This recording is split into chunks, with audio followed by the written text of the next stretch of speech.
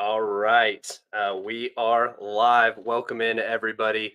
It is an odd time for me. It is currently 10 p.m.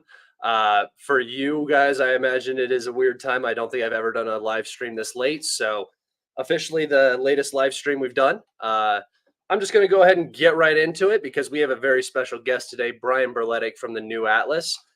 Before we do that, I just want to direct everybody to the description of this YouTube video.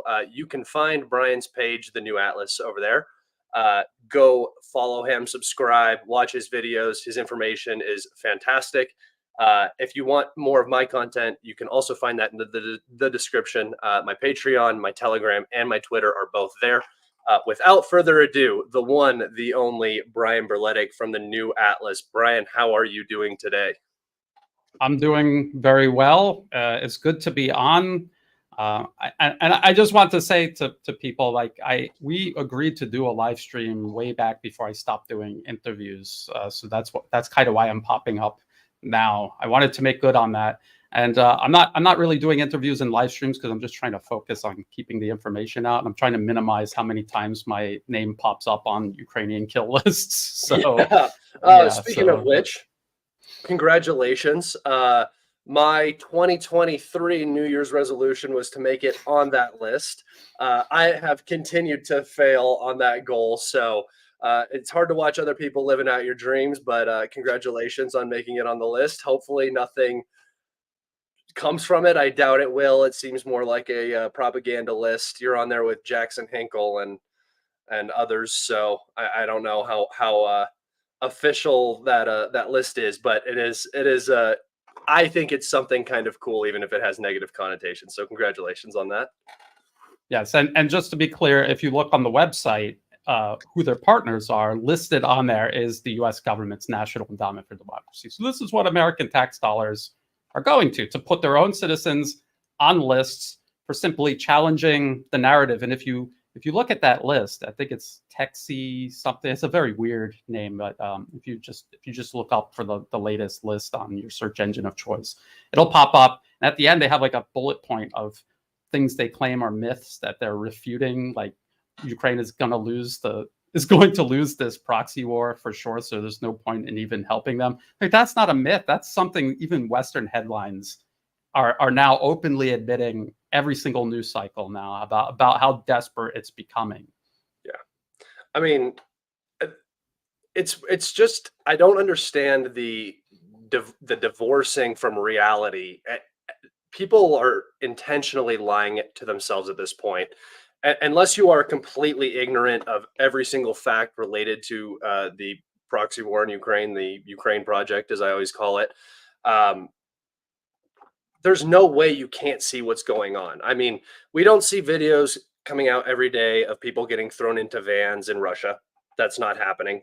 As much as they want to make it seem like, conscripts are being thrown into meat waves attacks and stuff like that, that's not what we hear from anybody. Every Russian source reporting talks about constant troop rotation, which the Ukrainians have not enjoyed for 2 years now of war. They passed a law basically saying that nobody was going to get demobilized, which made a lot of Ukrainian soldiers very unhappy. And I'm glad you brought this up because this is something that the people now that are holding that line, that are holding that position, have to just be the utmost delusional people, or they're just intentionally lying to themselves. It's gotten worse. It's been about 7 months since we've done a video. It's gotten worse, hasn't it? I mean, even the Ukrainian information space, the pro-Ukrainian information space, is starting to kind of cannibalize itself. It's unraveling, and just when you think it couldn't possibly get worse, they prove you wrong. Today, I was looking on X, and I saw someone that we keep an eye on, that we mutually keep an eye on. They were bragging about how Ukraine is no longer going to get Russian gas with a pipeline from a country right next door to it, and instead they're going to get LNG from the United States. Think about what that actually means, though. That means now indefinitely their energy costs will be much higher, which means compounding all of their economic problems that they already had. All of this will get much worse. The same with the rest of Europe. When we hear about energy independence from Russia, we're talking about energy dependence on the United States, which is selling Europe and will always be selling Europe much more expensive energy because they have to literally ship it across an ocean rather than through existing pipelines. So it's a complete loss tallied as a win, and that's pretty much what they do every single day. No matter what information comes out, they just spin every loss as a win, and they don't talk about, for example, they'll always post videos of Russian soldiers. It's a war; people are dying on both sides. They only post videos of Russians being hit, and they fail to mention that because of the disparity in ammunition, disparity in terms of drones, and the effectiveness of drones, people often leave that part out. Whatever videos you see coming out with Russians being hit, many times more Ukrainians are being hit, and this is why they're mobilizing in the first place. Yeah, and I think one of the things that Ukraine has actually done very, very well, and it's something that they continue to do very well, is the very high level of censorship and information control that comes out of the country. The fact that there have been, I think, about 8 strategic missile strikes, so strategic aviation being lifted. It's kind of a big deal in the Ukraine conflict. It signifies that a large Russian strike a large Russian sortie is happening, and you kind of pay attention. There have been 8 in the last 20 days, which is very significant increase in those strikes. And I have seen probably 2 or 3 videos after hundreds of missile strikes. I mean, I'm not seeing interceptions, even like the good propaganda for Ukraine. The buildings that could possibly get hit by air defense missiles or by shoot downs, or if Russia was striking civilian objects, which we know doesn't happen, intentionally. They're not going after civilians. But the propaganda, you're going to use whatever you can use, and we're not even seeing that stuff. So I think that the situation is getting much, much worse domestically for Ukraine. I've been saying this for a while now, that Ukraine is smoldering from the inside. Everybody's watching what the Russians are going to do. Everybody's watching the front line. I have an ongoing theory that really where you're going to see this collapse is in the West and in Ukraine, where the war is not currently taking place. Do you see any signs of this? I personally look at the forced mobilization, which is not going particularly well. The domestic outrage over that mobilization, and the overall economic situation deteriorating in the country. You bring up a very interesting point. When you listen to Western commentators talk about Ukraine, they're talking about this window of opportunity Russia had to make gains on the battlefield during the delay in funding and weapon shipments from the United States. Even though we all know, because you and I have both been covering it for 2 years now, yeah. Even before the funding delay, there was an obvious decrease in the amount and quality of weapons and ammunition being sent to Ukraine. It was having a negative impact on the battlefield. The way the gains that Russia is actually making on the battlefield are in terms of a war of attrition, not in terms of maneuver warfare and territorial gains. And so what that means is that the gains are measured in the manpower crisis Ukraine now admittedly has. I hear people talking about, well, now they're mobilizing, so 6 months from now, the situation should be much better. But we've already seen them go through this whole cycle where they try to stand up entire brigades over the course of 6 months to a year, which is impossible to do. And then the predictable result was the failed 2023 offensive. We remember watching that. We remember predicting exactly what would happen, and then a slow, painful process of just watching it unfold exactly that way.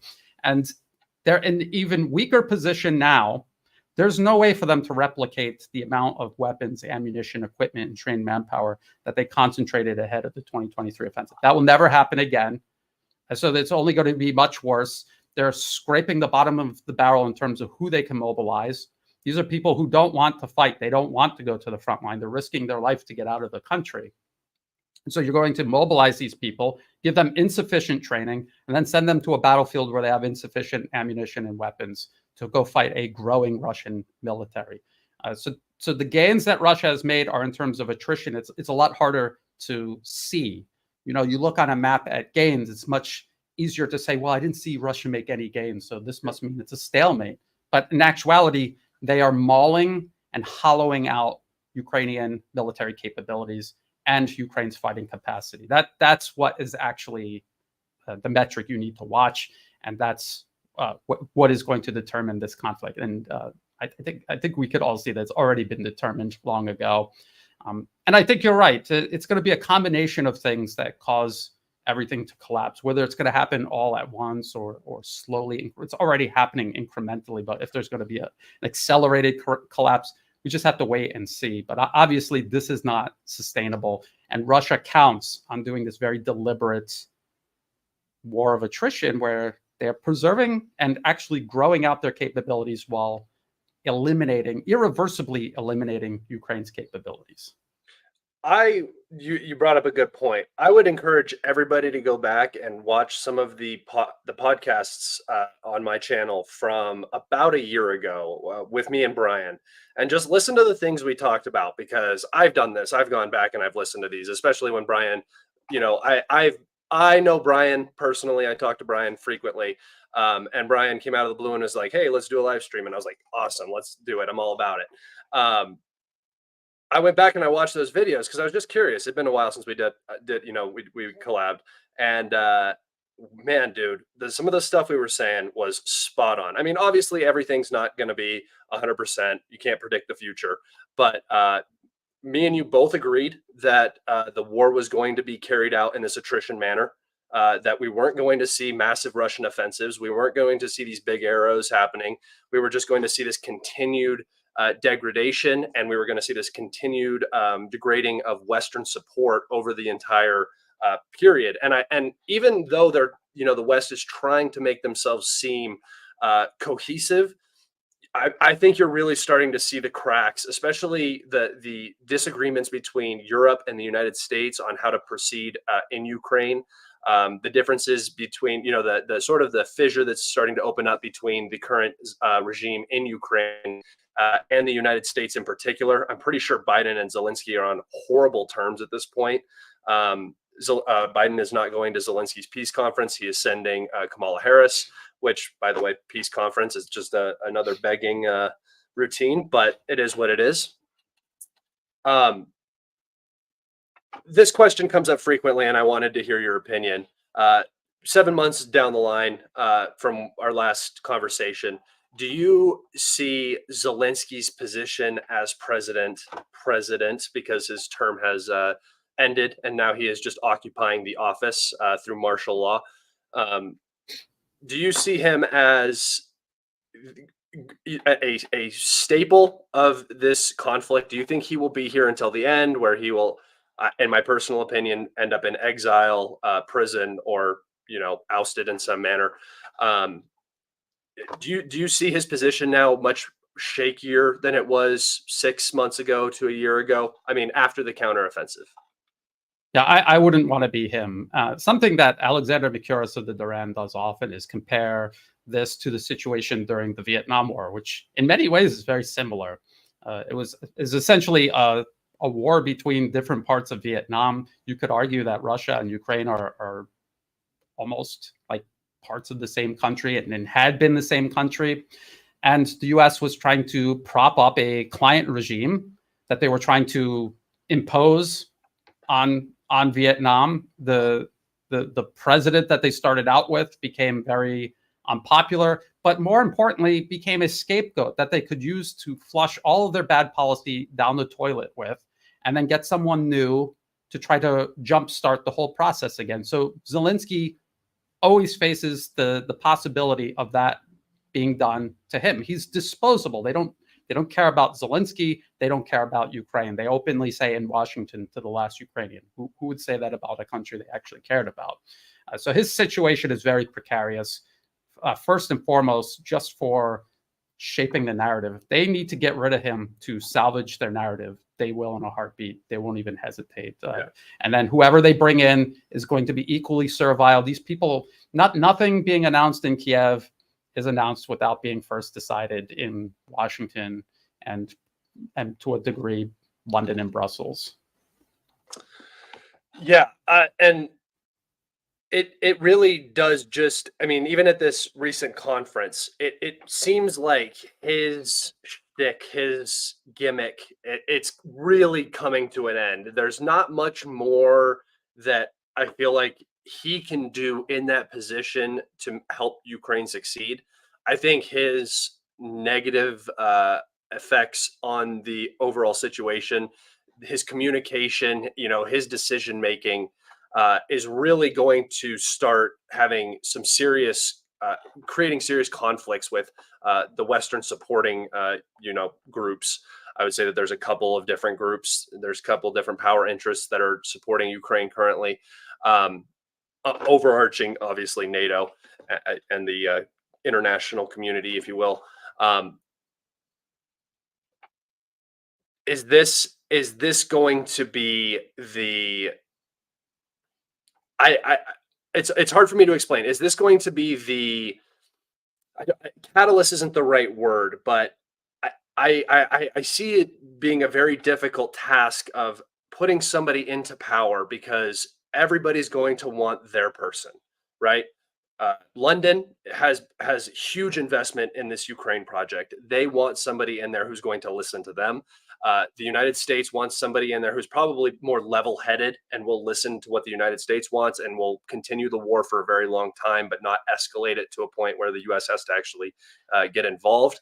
And then you have the Ukrainian people who are at what Zelensky's sitting at 15% approval right now in country, which is horrible. That's not a real thing. Like anybody who has a 15% approval rating should not be in that office position. And they would be on their way out in any normal democracy or republic or anything like that. How do they replace him? Who do they possibly replace him with? Who's going to appease everybody and who is not going to instantly bring on a Russian reaction?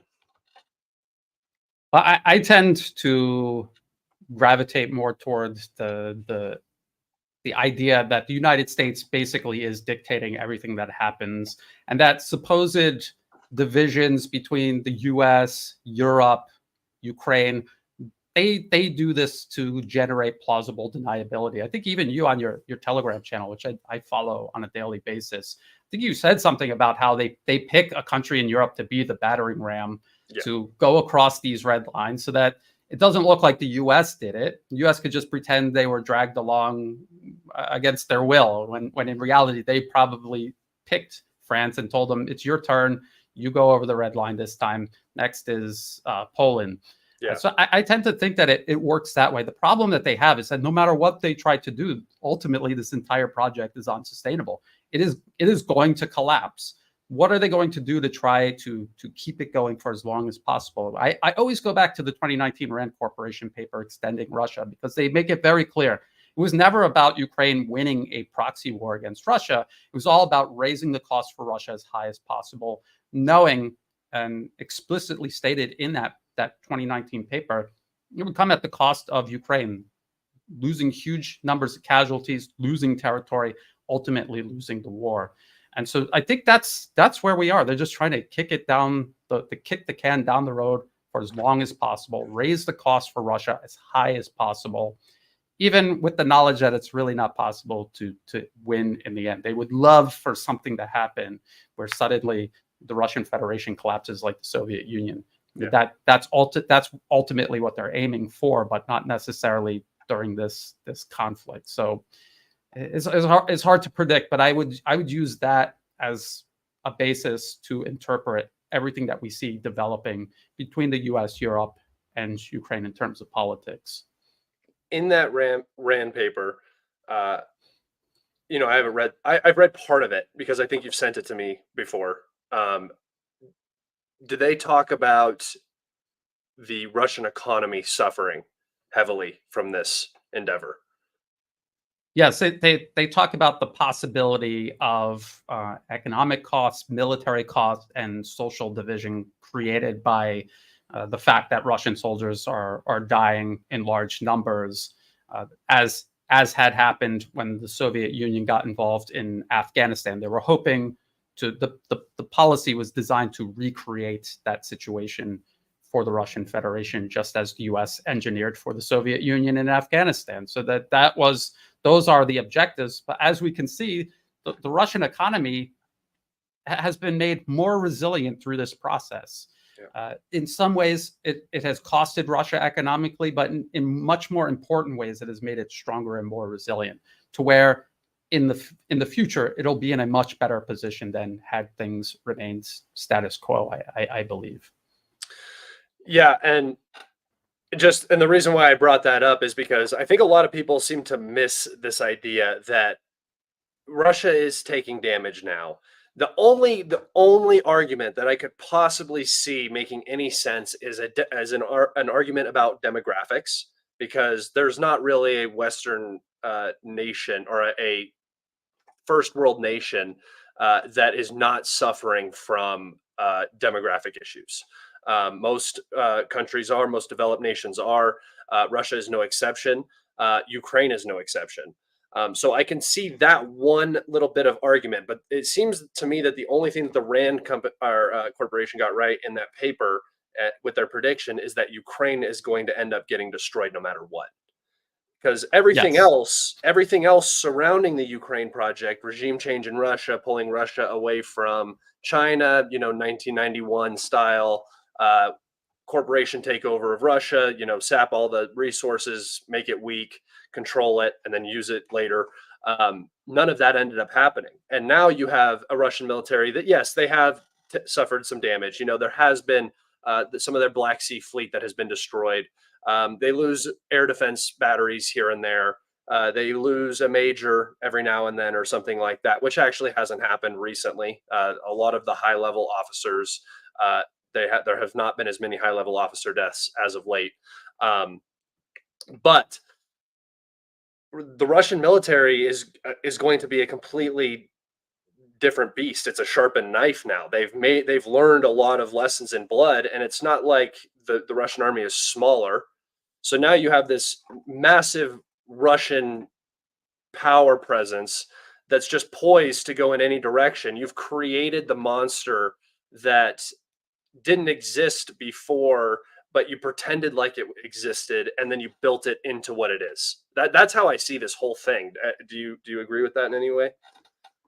Yes, absolutely. The Russian government had no need for a large military, because they didn't perceive the threat that the West actually posed to them. And in a lot of ways, they tried to, not that they didn't understand that there was a threat, but they didn't want to build up specifically, not to give fuel and ammunition to the people who were always trying to escalate with Russia, always trying to subordinate Russia to the US and its so-called international order. But again, they had warned many times. Russian President Vladimir Putin warned many times, years before the special military operation began, where this was all headed and what Russia would have to do if it continued in this direction. And just, again, the US, with a very deliberate policy to provoke Russia, give it no choice but to intervene in Ukraine. That, again, the whole premise of that Rand Corporation paper was, how can we extend Russia? How can we drag them into multiple conflicts all along their periphery and overextend them and perhaps precipitate a collapse? That was the whole point of it. Ukraine being the centerpiece, providing lethal aid to Ukraine, was not designed to protect Ukraine or deter Russian aggression. It was deliberately designed to provoke a Russian intervention, to drag Russia, to give them no choice, because they understood that in 2003, the US overthrew the Georgian government. From 2003 to 2008, they were militarizing Georgia, training Georgian troops, and then Georgian troops attacked Russia, according to an EU investigation. This was published in Reuters the year following. They were going to do the exact same process in Ukraine, but on a much larger and more dangerous scale. So this is what Russia was reacting to, a clear and present danger, not something they were imagining, something that was designed very deliberately to pull Russia into this. And the West hoped that they were strong enough and that Russia was weak enough where all of this would work in their favor. And clearly it's not working. Just like the US confrontation with China is obviously not working. The people in Washington, in London, in Brussels genuinely believe in their minds, deep in their minds, it cannot be uprooted, this mentality that they are superior to everyone else on Earth and that they can outfight, out-innovate, technology everyone else on Earth, no matter what the actual facts in reality say. And so this is the premise that they're building everything on top of. And because it's a shaky premise, everything they build on top of it is shakier still. This is slightly, it's a slight change of topic, and I want to come right back, but we can touch on it real quick. You brought up Georgia, and what led up to 2003 to 2008. And I always say, when I get into debates with people and I'm talking to them, I say that Ukraine did not start in 2022. It did not start in 2014. It started in 2008 when the United States came out and said, we want Ukraine and Georgia to join NATO. This was this openly stated thing, and it crossed red lines in Russia. This is exactly what Russia had openly stated that they did not want to happen, and the United States was going through with it. So, and if you really want to get technical, the CIA had plans to use Ukraine against the Soviet Union since 1950. So this is not a new thing. The Germans also used Ukraine against the Soviets. They used Ukrainian nationalism against the Soviets in the same exact way. Ukraine has always been this part of the Soviet Union and the part of the Russian sphere of influence that has always, at least Western Ukraine, has always wanted to get away. It's how it's always seemed.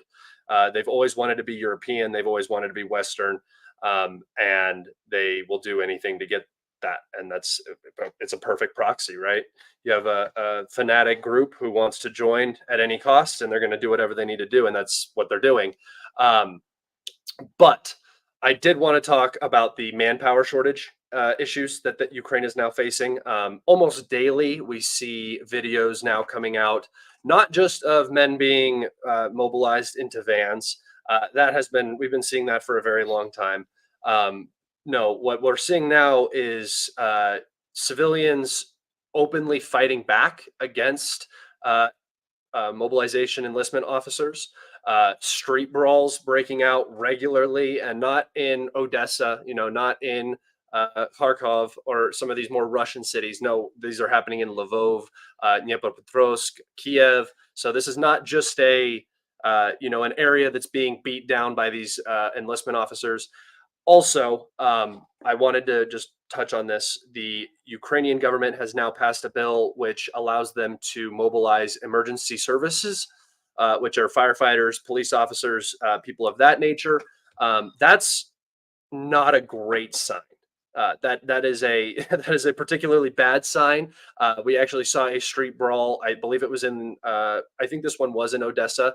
The military recruitment officers called ambulances to an emergency at the office. When the ambulance arrived, they detained the men and kept them there. More emergency services showed up, and a street fight broke out, and they were just like punching each other in the street. So that there's this smoldering that I keep bringing it up in Ukraine, and part of it is this manpower issue, right? And the Ukrainians have to solve this manpower issue. And we have just seen the Russians re-enter north of Ukraine into the Kharkov region with a rather small contingent. And this contingent actually forced a major Ukrainian rotation to the point where the Ukrainians were sitting roughly at a 3-to-1 manpower advantage in this specific area. That's a lot of forced rotation for the Ukrainians. It was about 40,000 men is the estimate. And there was supposed to be this Kharkov counterattack. The PR was horrible. You don't rotate that many men for no reason. We've seen a couple weeks of battle in Vovchansk and around Lipsy, but really no Ukrainian progress at all. And from the reports I'm hearing from both the Ukrainians and the Russian side, is that the Ukrainian losses are quite high in this region. So on top of already having a manpower issue, and I wanted to talk to you because Ukraine hides their casualties so well. It's so hard to pin down exactly what's going on in Ukraine at any given time and make any predictions. But do you think we're starting to see Ukraine really hit that wall in terms of its reserve mobility and its ability to defend against the constant stretching that Russia is putting on the front line? Yes, which is exactly why the Kharkov operation took place. It is to string out Ukrainian forces, and I wouldn't be surprised if Russia opens up additional fronts. And the idea that they were supposed to take Kharkov city or again do these big arrow offensives, and it's not just pro-Ukrainian commentators. There's pro-Russian commentators who also are obsessed with the idea of Russia going on a big arrow offensive. Yeah. Right. When they haven't done this, and they won't do it, at least not now, because it suits them so much better to conduct a war of attrition. Even if Ukraine did mount a massive offensive and push Russian forces entirely out of Kharkov, it would still come at the cost of brigades worth of manpower and equipment, just like the 2022 offensive did. People continuously forget Western reports at the time about the heavy costs in manpower and equipment that took on Ukrainian forces despite taking all of that territory. It was a hollow victory, because then they had to rebuild their entire military ahead of the 2023 offensive, which you cannot do. You cannot do that in a year's time. You cannot even do it in a 2 or 3 years' time. And you're talking about a smoldering. There's a threshold that you cross where mobilization is not just replacing manpower losses. Now you're mobilizing people to try to rebuild entire brigades, which is impossible, because a brigade is not just 4,500 enlisted or men or conscripts pressed into service where you give them basic training, guns, and send them into battle. A brigade is a highly organized military unit with subunits within it. At each level, you need to have officers, non-commissioned officers with years of training and experience to effectively lead those units and for the whole brigade to operate together. And you could take 2 or 3 years under the most ideal conditions to stand up a new brigade. Ukraine is under less than ideal conditions. It simply cannot be done. So they're past the point where they're just trying to top off units that have suffered losses. Now they're trying to rebuild entire units, which just simply cannot be done. And all while they're doing this, Russia has its own training pipeline. Its own army continues to grow while Ukraine's army is being hollowed out. So this is the actual measure of how this conflict is going. These are the metrics people should be looking at when talking about Russian gains and Ukrainian gains versus losses. This is what they should be looking at. But they don't want to, because it's uncomfortable. And by the way, despite my name being on lists of Russian propagandists, if people actually look at my work, I entirely cite only Western media reports. I literally read, that's what my videos are. I'm reading from Western media articles, the information that they try to bury in the article under misleading headlines. That's all I do. And then this is how I'm drawing these conclusions. Yeah, I never see you using some biased pro-Russian sources. It's always the New York Times, the Financial Times, the Wall Street Journal, and then Live UA Map, which is by far one of the worst mappings in terms of bias towards Ukraine. It's 3 months behind on changes on the mapping. It's sometimes. So bad. It's so bad. I just wanted to touch on a couple points you made. The Big Arrow Offensive. I hear a lot of people make the argument, well, Russia's losing a lot of men by going slow, by taking time, and then the Ukrainians are able to just keep defending, and the Russians are just attacking. I don't think people quite understand the scale of the battle. They see individual little videos and clips and drone footage and stuff. You don't understand that that's happening hundreds of times a day across the entire front in every direction. There's also the aspect where you talked about it. Big arrow offensives are costly. They hurt. You expose yourself tremendously. There's miscommunication. There's all sorts of different things that go wrong, and the enemy can take advantage of that in a very, very vicious fashion. Especially an enemy who you're defeating very, very aggressively. They're going to react harshly to that. What Russia is doing right now with this attrition style warfare, yes, they are taking losses. Yes, they might take losses over a longer period of time because of the speed at which they are moving. But what Russia is doing is they are reducing their losses day to day and reducing the overall losses, and then they are able to replenish that constantly.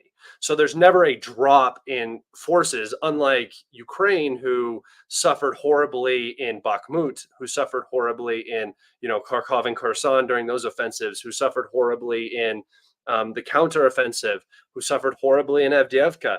the Ukrainian army has never been at a stable position. It's always up and down based on when aid arrives and when mobilization hits. Eventually, a new group gets introduced.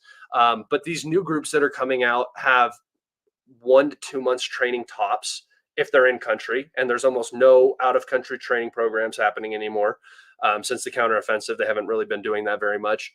Um, they're just green guys. I mean, you can't train. What a U.S. Marine boot camp is 13 weeks. I mean, that's U.S. Marines through basic training, not even their MOS school or anything like that, are receiving double what a Ukrainian conscript or mobilized individual is receiving before they're being thrown up against a professional Russian army. I mean, that is a wild position to be in, and it's hard for me when people just can't see that. I mean, it's everything is right in front of you. All you have to do is just kind of put the pieces of the puzzle together. Yeah. Yeah, go ahead. No, I was just going to say 3 months of basic training as a U.S. Marine. And then you do an addition. If you're not infantry, you do an additional month, about a month, a little less than a month of Marine combat training. And even then, you're not even close to ready to go into actual combat. And Yeah. Marine infantry go through, I think it's like up to almost 6 months, because they do 3 months in basic, and then they do a couple of months in infantry, the School of Infantry, which is extremely intense. And Yeah. even then, they get to their unit, they have to continuously train before ever going into combat to be effective. And they're surrounded by people with experience, because they're not suffering the level of losses, say, Ukraine is, where you get to your unit and everyone is a new recruit, because everyone else is dead or injured, and they're not combat effective. This is the problem that Ukraine has. And this has been going on for a long time, because I don't know if people remember, but the Western media was writing articles about how these new brigades being stood up ahead of the 2023 offensive, how the leadership were all young. Oh, they're young, fresh, they have new ideas, but actually it's because the older guys are all dead. They're not around to lead the brigade anymore. And there is no substitute for that level of training and experience. You cannot just get a younger guy just because everyone else is dead, have him step in and do the same job. It's impossible. There's a reason why brigade commanders are a certain age with a certain amount of experience and training. That's what you need to actually run a brigade. It's just like you can't take someone from the frying station at McDonald's and make him a regional manager. It just wouldn't work. Yeah. You could say, well, he's 18 and he's got fresh ideas, but he doesn't know how to manage one McDonald's, let alone a region. And so if you take that analogy and apply it to life and death combat on the front line, then you could see why things are taking place the way they are on the front line in Ukraine. And another aspect that I don't think people think about is when you're pulling people into vans against their will, though that's not going to make a good soldier. If you have very dedicated, very fanatic individuals who are volunteering and spending a month knuckling down and figuring out how to be a soldier, you're at least going to have motivated individuals going into the trench. Yeah, they might be green, they might not have the most experience, but if you have guys with experience around them, they'll learn quick. They're eager. These new guys, I mean, if I was a Ukraine commander of any, platoon or anything larger than that, I would be horribly concerned about getting fragged, about desertion, about all sorts of these things, because the people that I'm commanding are all the absolute last people who wanted to be here. They're the people that were too stupid to run away early on. They're the people who got stuck. I mean, not too stupid. Not everybody can run away, and it's always risky running away. I'm not saying that, but hey, get out of the country before you go to war with Russia. It's probably not a good idea. I knew it before they started. I feel like they could have known it. And then these guys have been evading mobilization, or they've been dodging it, getting away with not getting called up, whatever. They finally get caught. They get punched in the face, thrown into the back of a van, taken somewhere, maybe given a month's worth of training, and then sent to the front. I mean, you have fragging issues in Vietnam, and Vietnam is nowhere near as bad as the situation in Ukraine is for the Ukrainian army. So, do you think we're going to see a higher propensity of these sort of incidents and stuff like this as the mobilization gets deeper and deeper into that barrel? I think we already see a problem with morale along the line of contact among Ukrainian forces. We're seeing many more surrenders than we used to. And you're talking about people forced to fight versus highly committed fanatics. And do you think that it's a coincidence that the United States is removing Azov? Am I allowed to say the N-A-Z-I word on your stream? I don't want to get Yeah, you I do it demonetized. all the time. Yeah, so the U.S. is taking Azov Nazis off of their list. They were banned not because of human rights abuses, but because they were just openly Nazis. They have a literal Nazi symbol on their uniform and on their flag. And the reason they're doing this is not because they haven't been arming and backing Nazis from the very beginning. Of course they were. That was the whole linchpin that the 2014 overthrow of the elected government was based around. But they have to do it more openly because these are fanatics. These are committed fighters. These are the people that need the most weapons and ammunition to, again, draw this out as long as possible, raise the cost as high as possible, because they know that the average Ukrainian military units now are populated by people who don't know what they're doing and don't want to be there. So, of course, you have to put more focus and more support behind the fanatics. And by the way, this is exactly what the U.S. ended up doing throughout its proxy war against Syria. Remember, the Free Syrian Army never actually existed. It was always fanatics, extremists, literal terrorists, Al-Qaeda, al-Nusra, ISIS. The U.S. was deliberately arming them. That was the plan from the beginning, years before they triggered this. But eventually, it became so much of a burden trying to pretend that you're fighting them instead of supporting them. At one point, the Western media did try to whitewash al-Nusra, at least al-Nusra and some of the other adjacent organizations. Now they're doing the exact same thing with Azov, and it's not because they're winning or things are going their way. It's because of absolute desperation. So it's a very good point that you brought up that I think people should consider at this juncture of the conflict.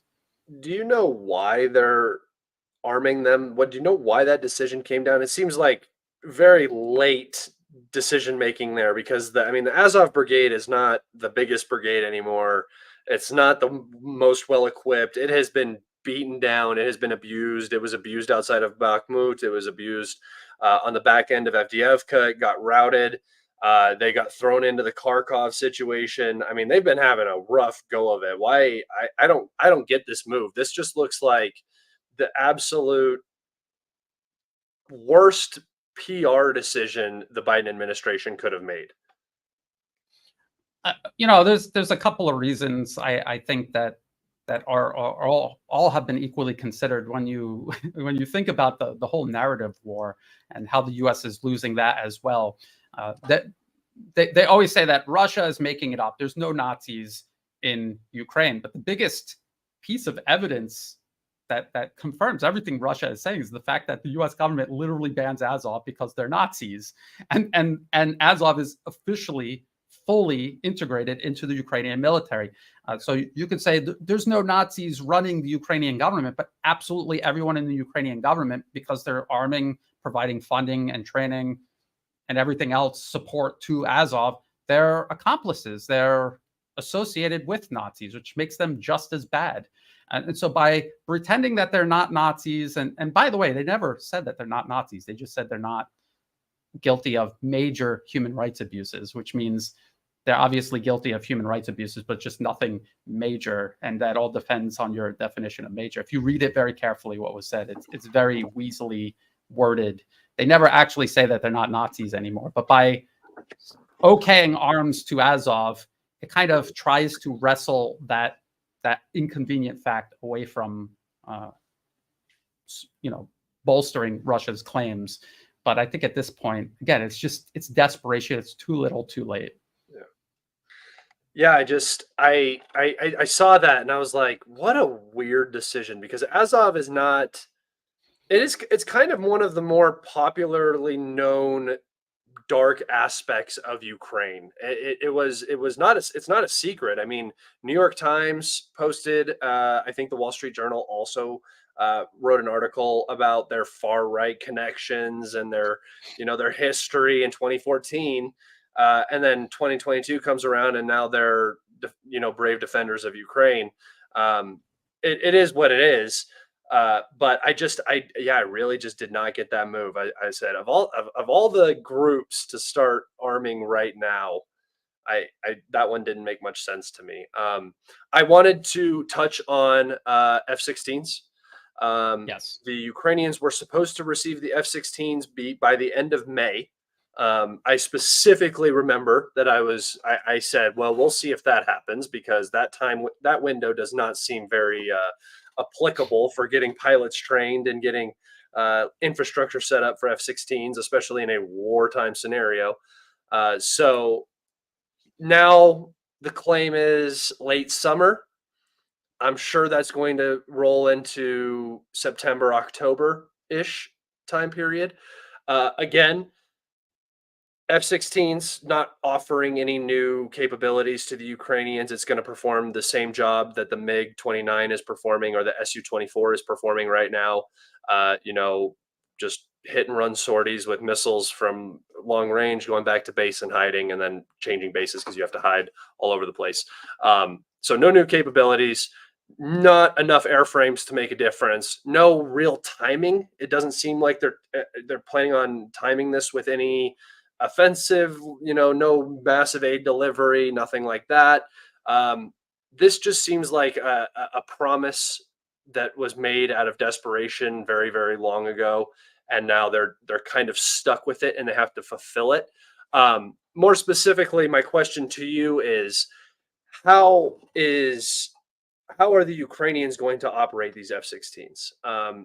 I mentioned that the Russians had done 8 of these strategic aviation missile strikes against Ukraine in the past 20, 25 days-ish.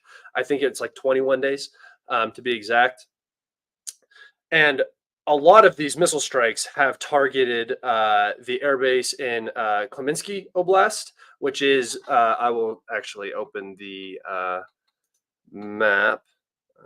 Let's see here and show you guys what I'm referring to. So over here in the Kaminsky Oblast, in Staromayorsk, or Starokor, man, dude, these names.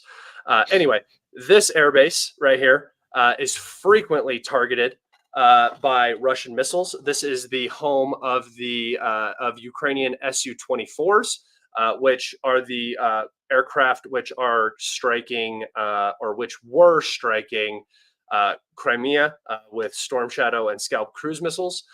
These are also supposedly the aircraft that had been given the green light to perform strikes on Russian soil, actual Russian soil, not Crimea, as the West considers Crimea Ukraine, but Kursk, Belgorod, these regions, and very close to the Ukrainian border. But we actually haven't seen that, Brian, and I wanted to get your opinion, because I have heard 2 things, and both of them seem rather unpleasant for the Ukrainians. One is that these Storm Shadow and Scalp cruise missile strikes have stopped because the Su-24 fleet has been almost entirely destroyed. That was one rumor I heard. And the other one is not a rumor, but it's a logical conclusion, is that they have run out of these missiles to fire.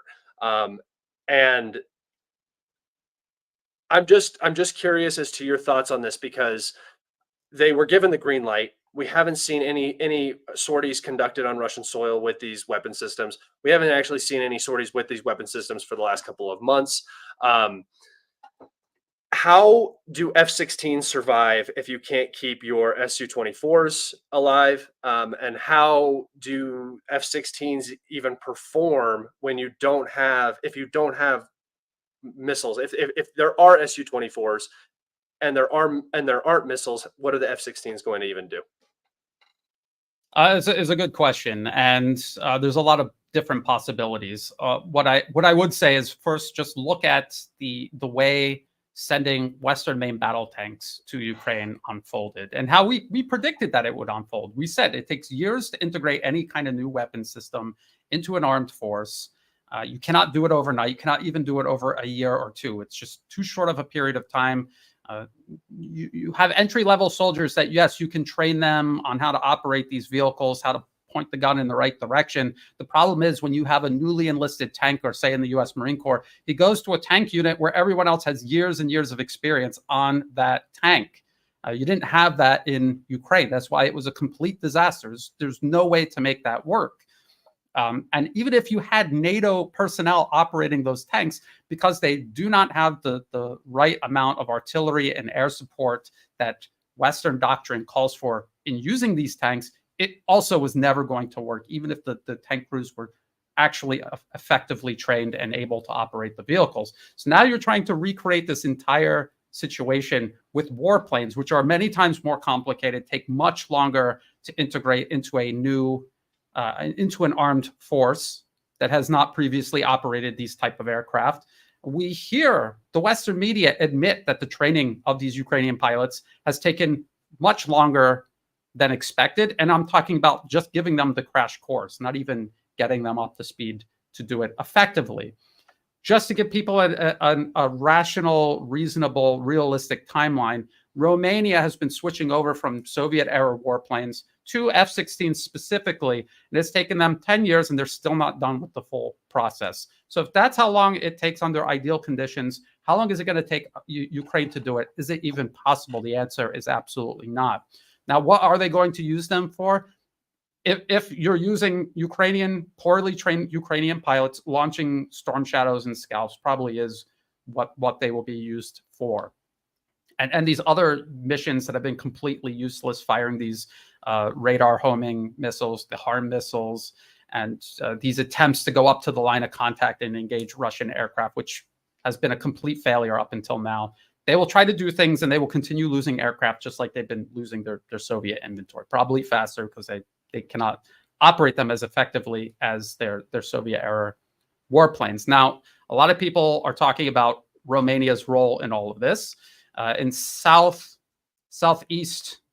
Romania, on close to the coast of the Black Sea, that is where the airbase, I think it's called Vitesti, something like that, airbase, and that's where they're sending the F-16s, and that's where they claim they're being trained. The Ukrainian pilots are being trained. There's a training center there, and a lot of people suspect that the planes are just going to operate out of Romania, and it's going to be NATO personnel operating them. The problem is it's 800 plus kilometers from there to the line of contact. So they have a long way to go to carry out, because what they're talking about is using them for air defense and also to engage and deal with Russian glide bombs. But to do that, you have to get up to the line of contact, engage the Su-34s who are operating far behind the line of contact because they're glide bombs. They're not on the line of contact. And the problem is Russia has many more warplanes. They have air-to-air capabilities. They have surface-to-air capabilities, the best in the world. They have all of these assets to fight back against any sort of strategy like this.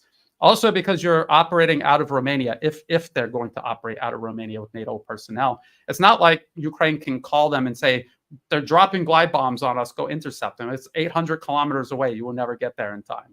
And so what they would have to do is fly out when they think or suspect or have intel that these operations are being carried out, and try to find them and engage them across that distance, which is, it's not going to be easy to do.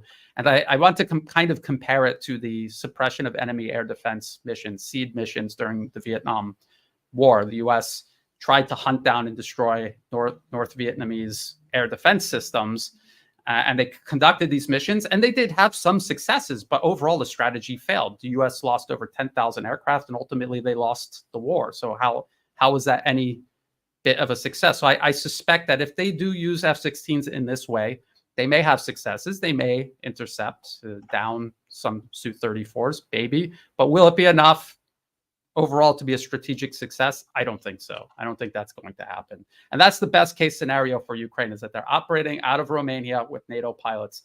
Anything less than that, the result is going to be even more disappointing for Ukraine. And even the West collectively, the government, the media, commentators, analysts are all agreeing that this is going to make no difference in the course of fighting. So just like you said, Scott, they made this promise and now they're fulfilling it. The whole point of all of these promises is to create the illusion of an unending flow of weapons, ammunition, and support to Ukraine, no matter how unrealistic, unfeasible, unsustainable it actually is. They're trying to create this illusion. You hear Western politicians say all the time, Putin thinks he can outlast us. He can't outlast us. And the whole point of sending these weapons, no matter how useless they will actually be, is to buttress this narrative that Russia cannot outweigh the West, even though they're obviously outweighing the West.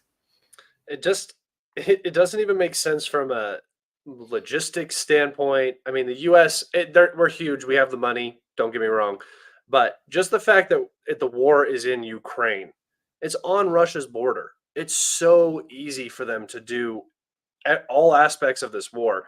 Whereas, I mean, you have Europe, so that it works, but Europe is not Russia. So they don't have that manufacturing capability. They don't have, they're not on the same level. And one thing that you had brought up earlier was the shell shortage and the fact that, I always said it wasn't funding. It was never the funding. The funding never mattered. If there was something that needed to get into Ukraine, it was going to get into Ukraine. They just wouldn't tell anybody. They would just drive it across the border, deliver it, keep the fight going, and do damage to the Russians. They announce it because that's, like you said, it's part of this. Look at how much we're doing. We're gonna make sure every single round we send is listed out on this aid list, so you know how much we're doing for Ukraine. Look at helmets, so MREs and stuff like that. Anyway, the recent shell delivery, the Czech initiative. I mean, this is a testament to what the situation is in terms of ammunition and Western equipment and supplies. The Czech government said that they had 500,000 shells out of nowhere, and the first thing I said was, well, why weren't these sent already? Why weren't these sent either to Israel because they're in the middle of their Gaza situation, or why wasn't this sent to Ukraine earlier? Where did these shells come from? They obviously had to buy them. And lo and behold, they went and spent they overspent like crazy in Africa to get these less than well-stored artillery shells to send to Ukraine. And 250,000 of the 500,000 were actually not usable and had to be reconditioned in factories. So, that 500,000 push that should have entered is now 250,000 ish, which has to be, saved and spread out. And now you get 250,000 meh shells coming in. I'm also seeing a lot of talk about Ukrainian barrels for their artillery getting worn out to the point where they can't even use a lot of the guns. Like a lot of the larger caliber Soviet weapons are not firing anymore, which is a majority of Ukraine's artillery. So this shell shortage issue is not going anywhere.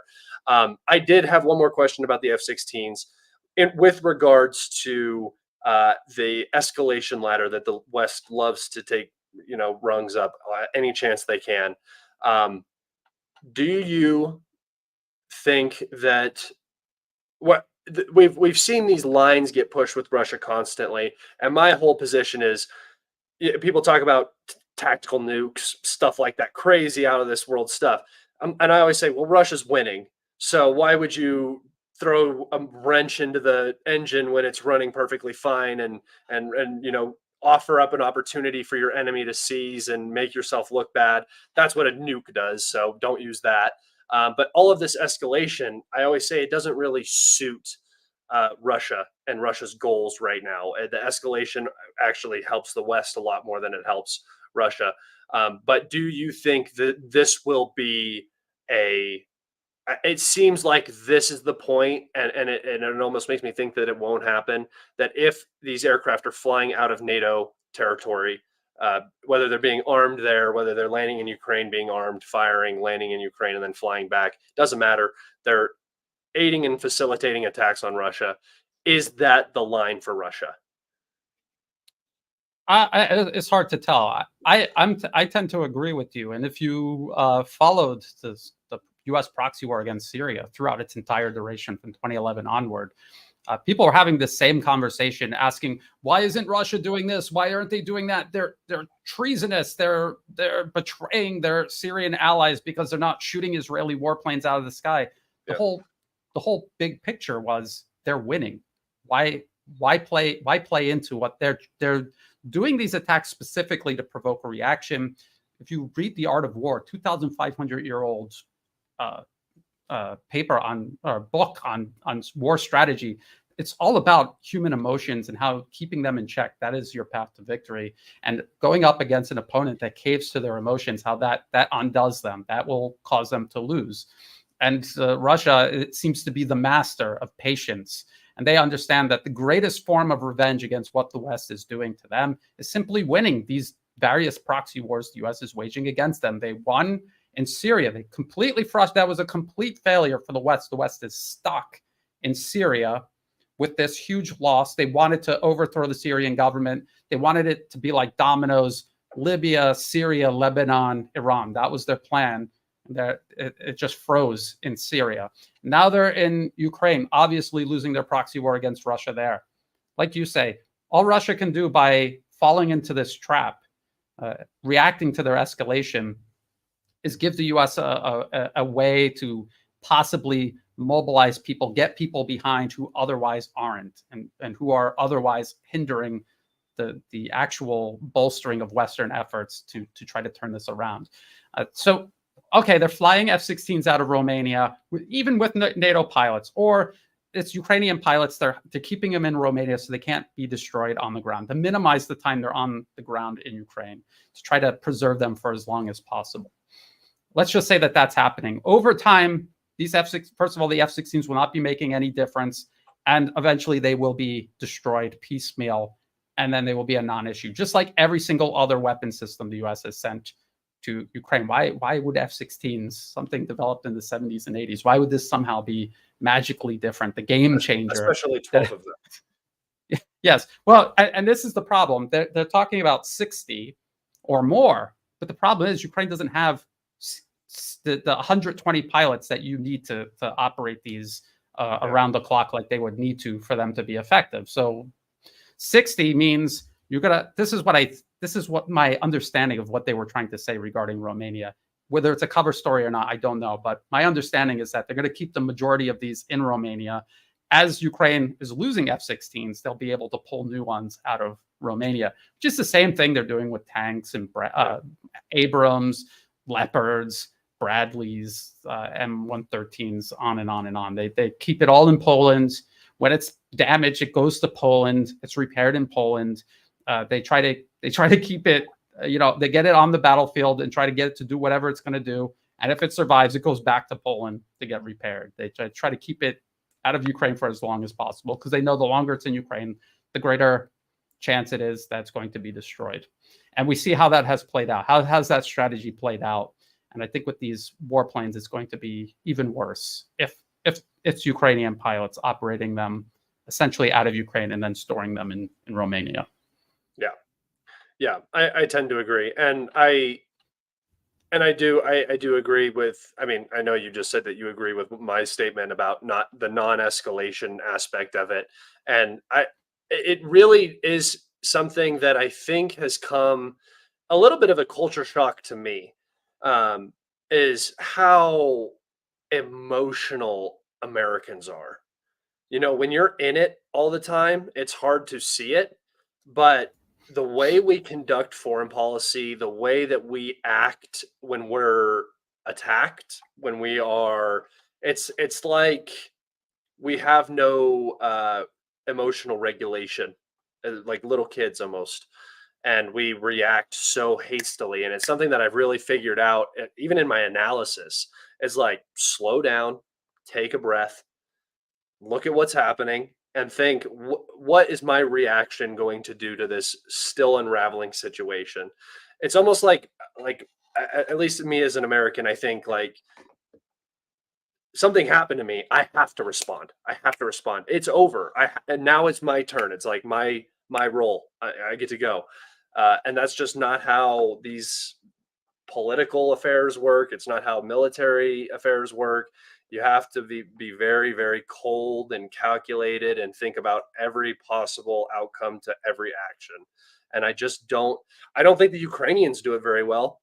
I think that the Russians have used this against them in Bakhmut, in Avdiivka, in the counteroffensive, in everything. Kharkov. Yeah, Kharkov right now in right now, Kharkov. as we're seeing it, it's they bait the Ukrainians in. The Ukrainians get this emotional response to the PR aspects of the war, and the Russians just use that to create meat grinders. As horrible as that is to say out loud, that is what these cities ended up becoming for the Ukrainian army. So, yeah, And have you noticed that, like, say in Bakhmut, or then more recently at Avdiivka, and now Chasiv Yar, pro-Ukrainian supporters are always thinking that somehow there must be some 5D chess being played, because yeah, surely they're not going to just stay there and be obliterated again, like in Because remember, at Bakhmut, it was a trap. It was they withdrew from Bakhmut to draw the Russians in, and then they were going to do the pincers on the Russian forces. Never happened. It was a fantasy. It was the fantasy of people who cannot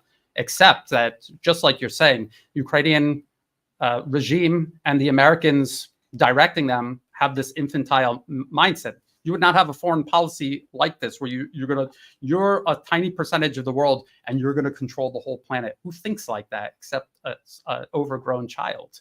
It's not realistic. So your premise is a fantasy. You're building everything. You're building everything on top of that fantasy. Of course, it's going to become more unfeasible as you go along. And that is what we're seeing in Ukraine. Is what we saw in Syria. And we remember people saying all of the exact same things in Syria about how it was a trap. The Syrian government's going to collapse any day now. President Assad's going to be gone. He's going to go the way of Gaddafi. And it just never happened. It was never realistic. When you actually take the time to do the analysis and do the numbers, you can see whether it's going to work or not. And I remember in Libya, where the U.S. was successful, they completely destroyed that country. That was their goal, and they did it. They destroyed that country. When you were looking at the facts on the ground, it was obvious that they were going to succeed, because you just look at the military capabilities of Libya, the fact that NATO is involved directly, and it was inevitable that it was going to happen.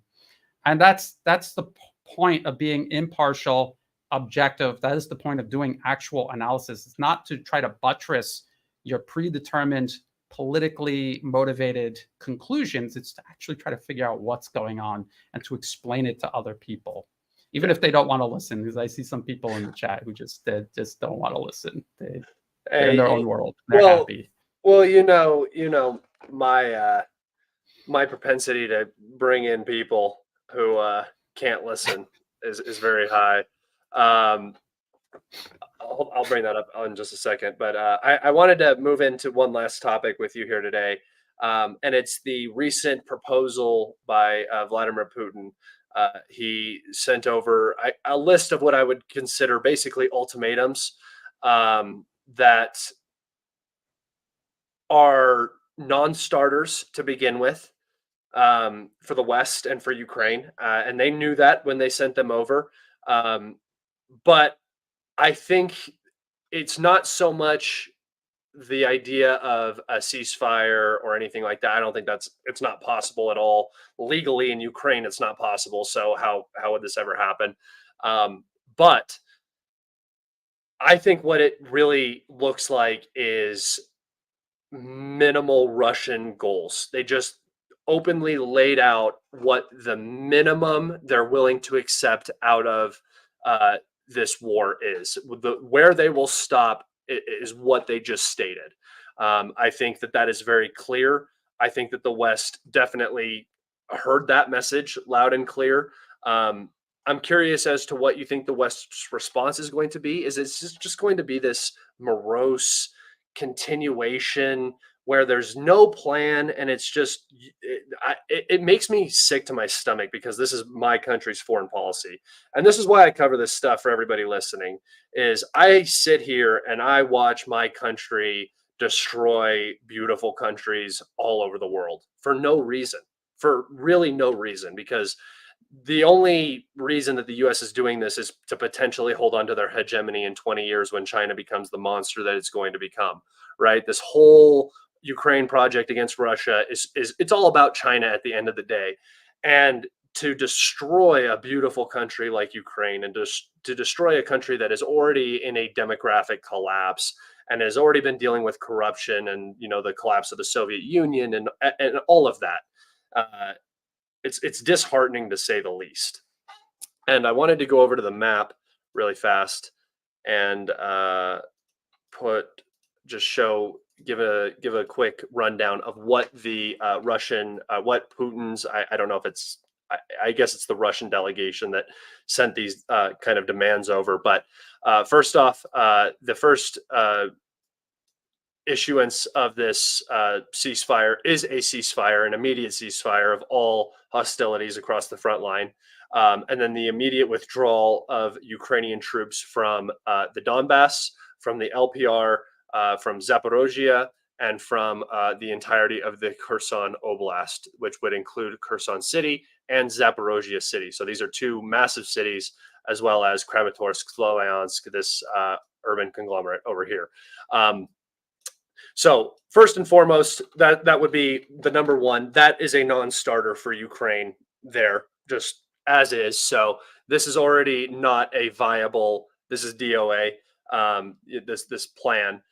The second is that Ukraine commit to neutrality against NATO, which is not new. This was a demand since before 2022. And that Ukraine does not aspire in any way to build a nuclear weapons program. That's a big deal for Russia because Zelensky was talking about acquiring nukes right before the invasion in 2022. That is a big deal for them. And finally, what was the last one? I forgot. Do you remember, Brian, what the last one was? Denazification was in there. I don't think that one was actually in this negotiated settlement this time. It was. I'm just going onto my Twitter real fast just to look at it because I have it saved. Okay. Sanctions.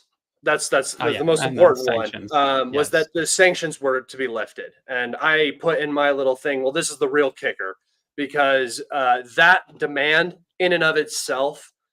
It's such a massive non-starter. The U.S. is already overly committed to this sanction regime. If they go back on it now, they're going to look entirely foolish. The Russian economy will be stronger than ever. It will be immensely strong if trade just opens wide up with everybody. And it would be basically an omission that the Ukraine project has completely and entirely failed, and that U.S. hegemony is probably lost for forever. I think it already is lost when you can't keep vital trade shipping routes open, like in the Red Sea, against the Houthis. That is a pretty good sign that your hegemony is at an end. But I think that would be the final nail in the coffin. So obviously, this whole peace proposal by Putin was not really intended to resolve anything. Like I said, Ukraine has made it illegal to negotiate with the current Russian regime. So anybody in the Kremlin right now, if they're in power, they cannot negotiate with the current Ukrainian regime. So at the end of the day, one of the two is going to have to be removed. That's the only way this thing finishes and progresses. So there's that. And what I really think this is just a list of what is going to happen. That's what the Russians are saying with this. We know that you're going to turn this down. We know that the West is going to say no. We know Zelensky's going to say no. We know Europe is going to say no. The United States, everybody's going to say no to this because they can't. This is just a complete defeat for them. But this is what's going to happen, and we know you're not going to say yes to this. But this is what our bare minimums are to end this conflict.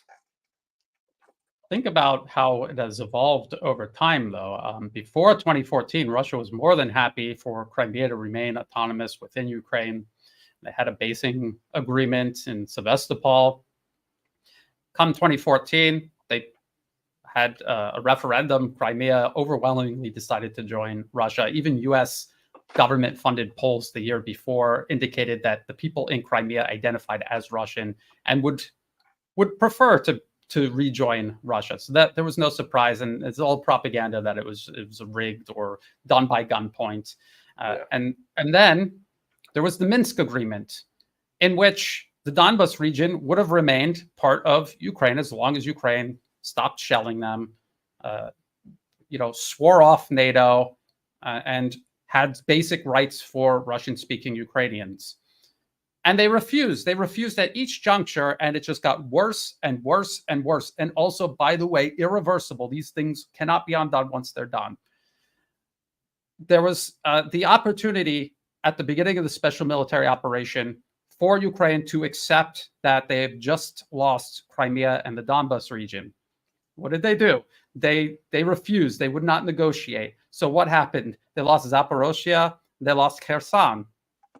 Now Russian troops are back in Kharkov. How obvious does it have to be that Russia is giving them, as you say, they cannot accept it because they themselves have painted themselves into a corner. It's not that this isn't a good deal. This is the best deal they're going to get now because it's only going to get worse in the future. And I just wish people who are still cheering on Ukraine and somehow think Ukraine is winning, we just look at this process as it has evolved and how much worse it has gotten for Ukraine.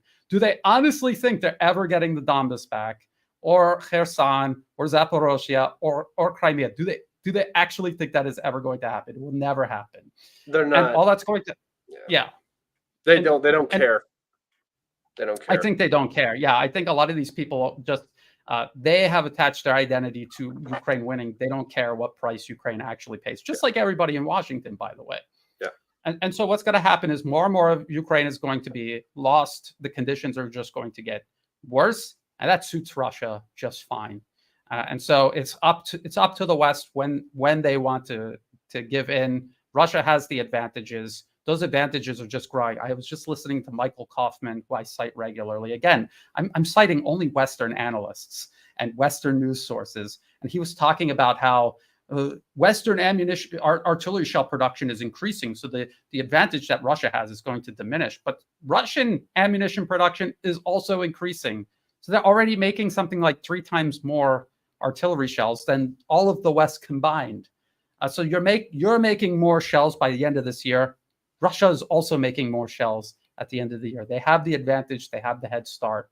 And they have organized their society in a way that makes it easier for them to maintain or even increase that advantage. So considering all of these factors and looking at the evolution of this conflict from, say, 2004, when the U.S. government was trying to overthrow the Ukrainian government, all the way up until now, how the situation for Ukraine, the more persistent they have been in siding with the West, how much worse it has gotten for them. And just ask yourself, when was the last time any U.S. proxy came out the other side of a conflict better than when it went in? The answer is never. It's never happened, and it will not happen. And Ukraine is most certainly not the exception, nor will the island province of Taiwan, by the way, which is the next one on the hit list. Which I don't even know. I don't even understand how that one's supposed to work. That one just seems like they just want it to happen so that they can enforce a sanction regime against China as well. It seems like that's and how is that going to turn out for the U.S. considering how it turned out for Russia? Especially because China, for some reason, secured this giant energy partner to the north for a long time. Somehow they were just best of friends now. So I fully agree. Was there anything specifically that you wanted to talk about? No, but I know it's late there, but if you want to take some questions from the For audience, sure. or if you had like super chats, I'm more than happy to do that. Yeah, for sure, guys. Get in your if you guys want to get in some questions for Brian, go ahead and do that. There was this one. Brian doesn't do interviews. Actually, this is very special, so don't bother Brian with interview ideas. But if somebody wants to DM me this guy's profile, I'll talk with anybody on here, any side. I don't care. I'll have him on. Can Russia nuke Washington D.C. and annex us? Yeah, I don't think that is how that works, nor do you want that to happen. All right, AKM mapping. This is one of the guys that I'm using now as a source. He does great work. He is pro-Ukrainian, but he is not brain dead. So, how long do you think it will be until Russia reaches the Dnipro River, Brian? Obviously, predictions are just predictions. This should not be taken out of context for any reason in the future. But how would you predict that playing out? As long as it takes, because the issue with attritional warfare is that you're not on a timeline. Your primary focus is hollowing out the enemy's military, and that just takes however long it takes. People are always talking about the next, Russia's winter offensive, summer offensive. They missed their window of opportunity to make gains this summer. All of they're going to go after this city or this city next. No, it doesn't work that way. They're putting pressure along the entire line of contact. When opportunities avail themselves, they exploit them, and they exploit them to the extent that they can within the parameters of attritional warfare. As Scott pointed out, you go on the offensive, you drive the equivalent of a Russian brigade into minefields and FPV drones and waiting Ukrainian defenses. You're going to incur huge costs. And over time, that is going to destroy your military. It's going to blunt the advantages that you've spent so much time working on. So how long is it going to take to get to the Dnieper River? As long as it takes to hollow out Ukraine's military for them to collapse and retreat to the Dnieper River. I'm pretty sure that's how it's going to work. It's not something that you can actually accurately predict. And that in some ways, that is. No, go ahead. Do you think that is the natural conclusion to this? It seems like it might as well just be on the river, right? I mean, if I was in Russia and I was the one running this, I think the Dnieper River makes a very compelling natural border between your territory and whatever is left. Is almost certainly they're going to just make it NATO, even if it makes no sense. That's what they're going to try to do anyway. They're bent on it, and so I think the Dnieper River is a good natural boundary to draw. That would really complicate things for NATO and Europe and the United States. Yeah. Next question. Do Western leaders actually believe what they say? Lloyd Austin, quote of the year: Putin is not in a position to dictate terms. Alinsky, Putin is speaking like a Nazi leader final Russia offer. Where do you begin with that? I mean, there's so many levels of self-delusion, but also deliberate propaganda. I think there are things in Washington that people believe that are just complete fantasies, but a lot of what they say, like this quote from U.S. Secretary of Defense Lloyd Austin, he's just saying this because he has to say it. He has to say it. He has to make it look like the U.S. is in a position of power. That is how U.S. hegemony works. It's not actually the strongest country on earth anymore, especially when you add in the fact that it's not just going up against one country, it's going up against blocks of countries that collectively are more powerful and wealthy and influential than the U.S. So they have to maintain this illusion of strength. And so they know that they're lying about things like that. There's other things that they may say that are delusional, but I think quotes like this are deliberately dishonest. I love the fact that these guys stand in front of pictures of Stefan Bandera and then call the Russian Nazis. It's just, I know that there's Nazis everywhere, guys. There's Nazis in the U.S. military. I've seen it. There's not a lot of them. there's Nazis in the Russian military, in every military. Militaries kind of attract that group usually, specifically. Um, but there's only one country in the world that actively promotes far right brigades in the military structure, and that is Ukraine. So that is when you Yes. talk about denazification, there is a long history of Nazi Germany occupying the country. Uh, Western Ukrainians going along with the occupation and perpetuating the Holocaust and pogroms in Poland. And, they celebrate those people today. There are streets named after Nazis, right? There are statues to Stefan Bandera, somebody who killed Poles under the protection of the Nazi, influence. So this is the whole Nazi thing is always very funny to me. I always think it's funny. Yeah. All right, I saw some more questions here. What's with Thailand wanting to join BRICS? I thought NED got their man in control at the last election. What people have to understand is that countries are not monolithic. You can have the NED and the U.S. in general exercising huge amounts of influence in Thailand, which they do, but it's over specific opposition groups. And yes, maybe they can worm their way into positions of power during elections, but you have to remember that there are entire industries made up of multiple high-value corporations that want to join BRICS and work closely with China because that is the future and they know it. And so that is a counterbalance to U.S. influence. And yes, the current government, in theory, this is the party of billionaire Thaksin Shinawatra, who has been a long-time U.S. proxy. It's complicated because there are now things going on behind the scenes that no one is really sure of. Thaksin Shinawatra had been a fugitive with multiple jail terms that he had to serve, but somehow he was able to come back. And I'm not sure what the deal was, whether he had to tone it down, give up his ambitions, or what the deal was. His party, which he still de facto runs despite being a fugitive who should be in jail. Yes, that the prime minister is from that party, but they don't have full control over even the facade that is the government. And of course, they don't control all of Thailand's institutions and industry. And so it's complicated. Overall, though, obviously, it's in Thailand's best interest to join BRICS. Even people who are puppets of the U.S. can see who's going to be buttering their bread in the future. At the end of the day, that's what it's about. Scott, keep doing what you're doing. Thank you, man. I will keep doing what I am doing. I saw another good question up here that I wanted to put up. Yeah, we didn't talk about this. How do you think the winter is going to have an impact on Ukraine and specifically Europe, having depleted the pre-SMO gas reserve? So this is I have an addition to this with the pretty intensive infrastructure strike campaign that Russia's been running against thermal and hydroelectric power plants in Ukraine.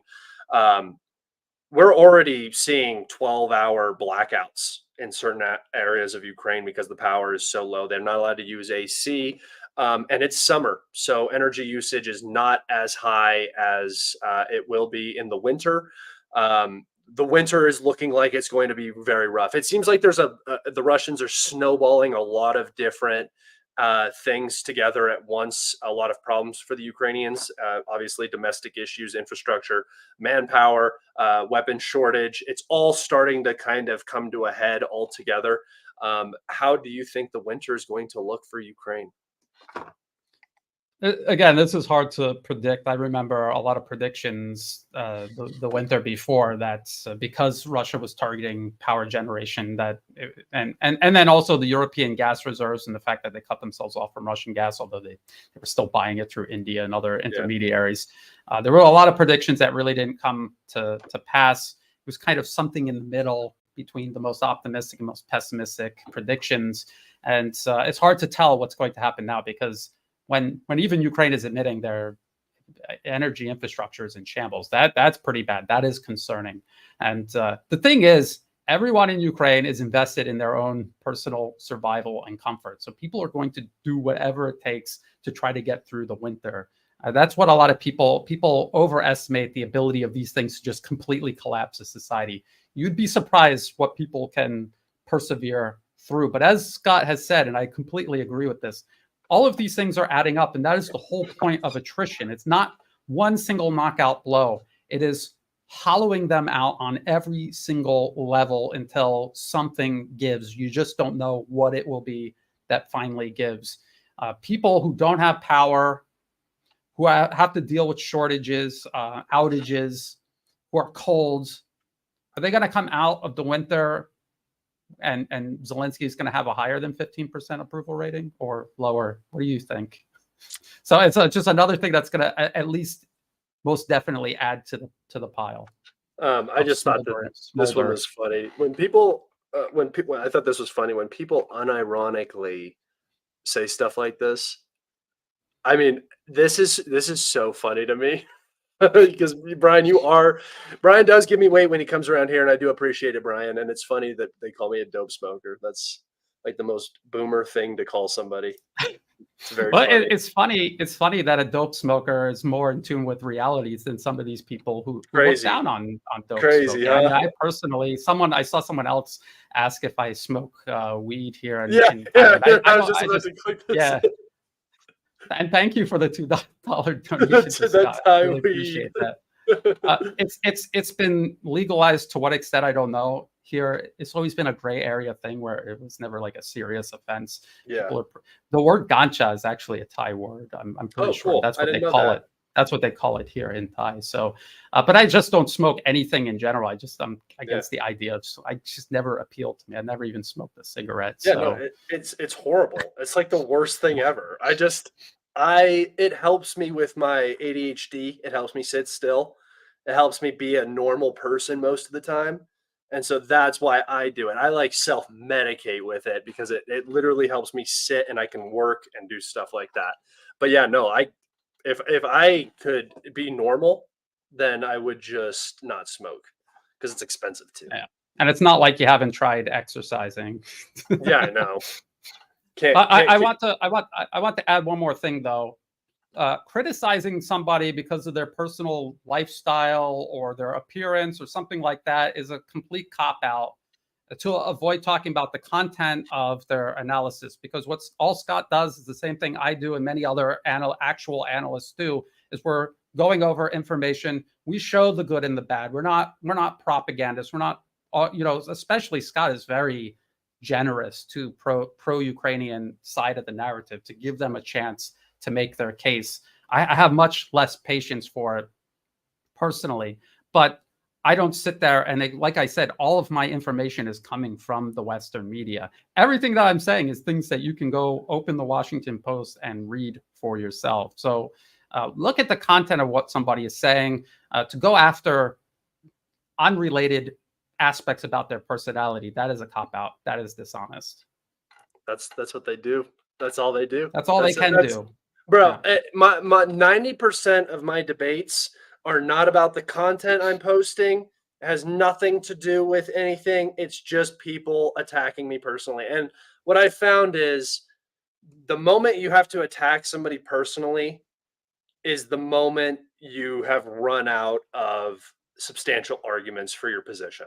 And the moment that happens, something very, very wrong is happening. See, I can sit here and I can debate every single position I hold until I turn blue in the face, because I've just thought everything, like all of the positions I hold, I've thought them through so much. And usually they're all gray, neutral, middle positions, because both sides of anything are usually wrong in some aspect. So, but yeah, no, all they do is that they only attack me. But I'm also very good at bullying people.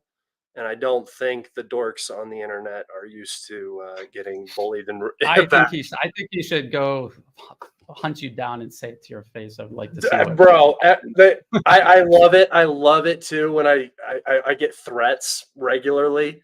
Somebody's like, next time you're in Amsterdam, you should swing by. I'm like, bro, do you know what I look like? Like, of all the people that you probably you don't want to fight just because they're big people. Like, I'm 6'4".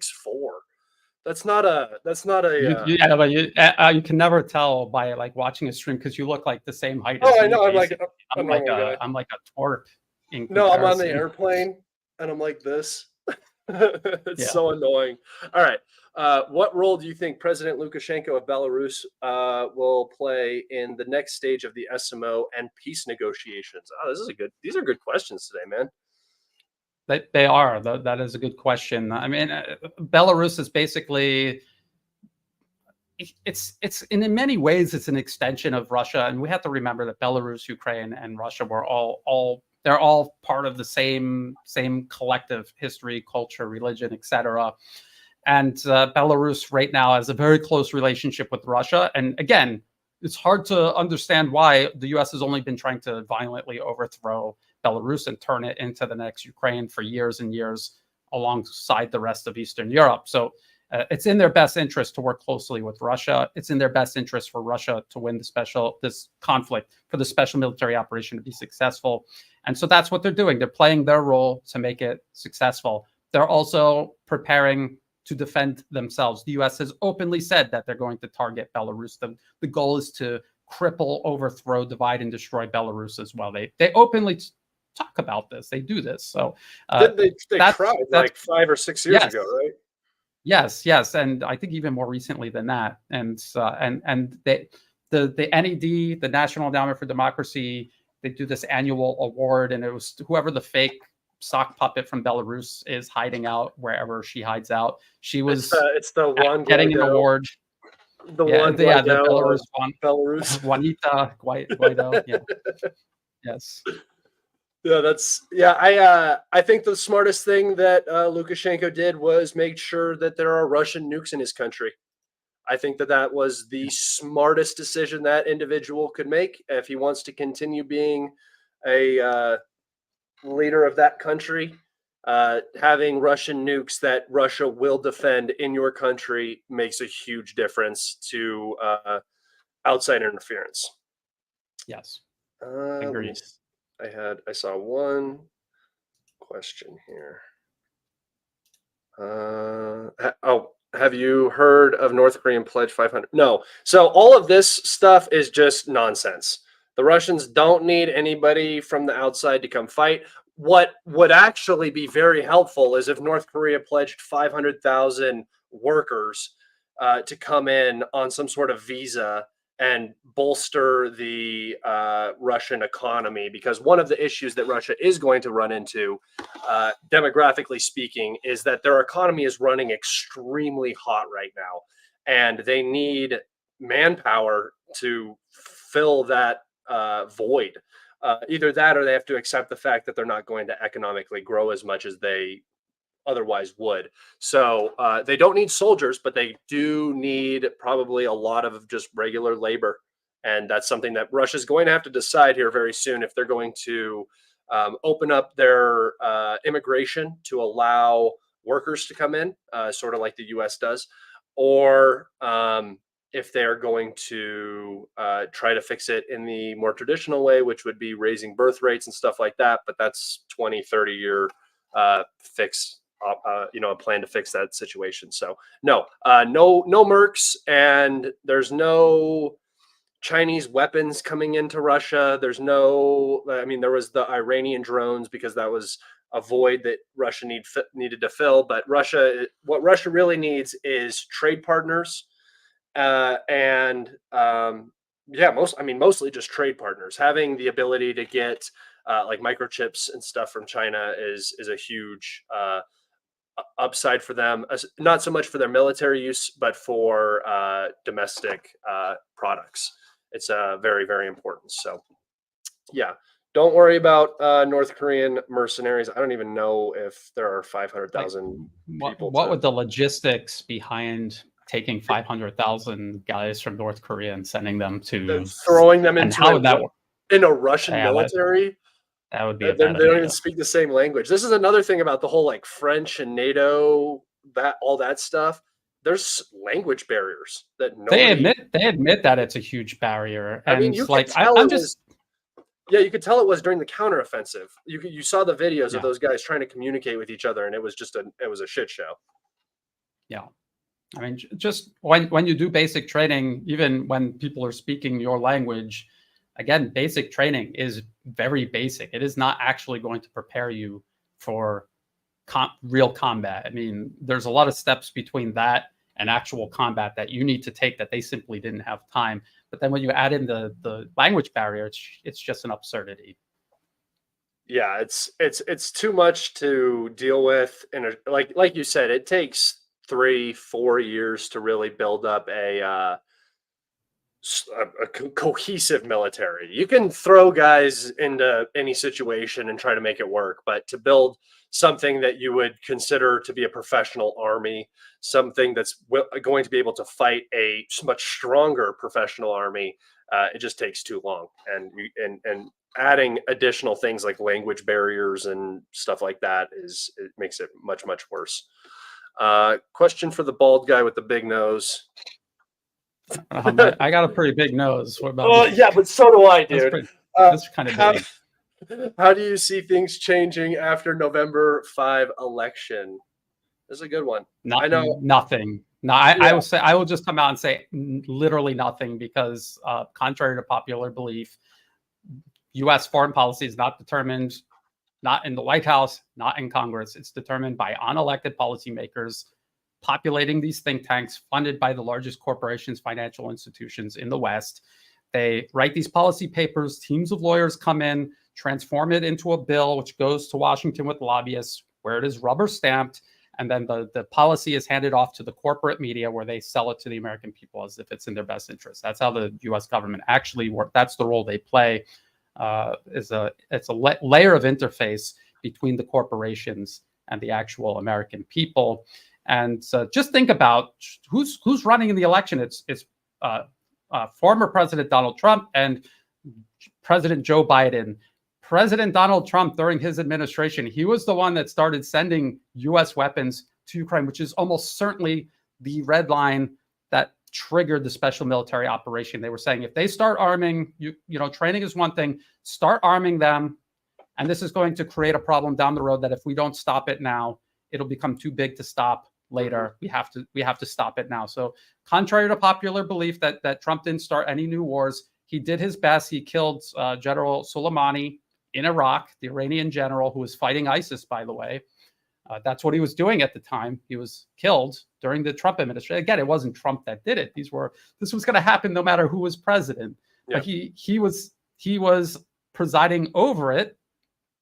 And another 4 years of Trump or Biden, it's not going to make any difference. This is just going to keep steamrolling in the same direction. It won't make any difference, because the only thing that matters is who is lobbying which way. That's the only thing that matters. Where's the money? The U.S. military-industrial complex is a huge part of our economy. It is represented in every congressional district. It is the basis of every decision the U.S. makes, foreign and domestic, basically. So until that changes, until they don't want the war anymore, you're going to keep getting the war, because these guys pay all the salaries, and not literally, but all the money that politicians make somehow. That comes from insider trading deals, stuff that they get from these corporations. And then what's also very funny is, after all of these politicians get out of their positions where they lobbied for these companies for years, somehow they have project management positions at Boeing or Raytheon for $1.2 million annual salary, and they never have to go into work because it's a cushy little retirement job. Thank you for your service to the military-industrial complex. So until that changes, until they're tired of the war, until they're not making money, this will continue. And I think that it's also going to continue because the U.S. is out of options. The only way they can prevent defeat right now is by stalling. There doesn't seem to be a clear way forward, a clear path to victory for Ukraine. And listen, I am not a overly pro-Russian guy. I have my biases towards justification for the war and stuff like that. But I live in the United States. I benefit when the United States wins. I wouldn't mind it so much if our foreign policy maybe wasn't the most morally sound and just, but at least we were winning. what's happening is we're losing. Some people at the top are getting rich, so it keeps happening, and all of America suffers for it. I suffer, you suffer if you're an American, and this is why I talk about this stuff, is because our foreign policy is poison. It is poisoning us. It is poisoning the rest of the world. Yeah, and ultimately, the only thing that is going to save the United States is if the people running things right now, all of that collapses, which it will because it's unsustainable and it's already in the process of happening. And new centers of power displace them, and they pursue multipolarism. They learn how to work among all other nations rather than imposing themselves on all other nations, because you just simply can't. This is not 1800 anymore. The West does not have all the advantages that they still think that they do. They're not morally, technologically, intellectually superior to anyone. No one, not any one group of people on Earth, and they're learning that the hard way, because they always had this complex where people in Asia were backwards, and now somehow China's stealing all the technology from the West. I mean, they have technology that the West doesn't even have. So what did they literally physically steal it from the West, and that's why the West doesn't have it anymore? I mean, just it's going downhill fast, and there is a meltdown happening. These people aren't able to cope with it, and they're not able to see an alternative, which is why they're just going to keep going down the same path.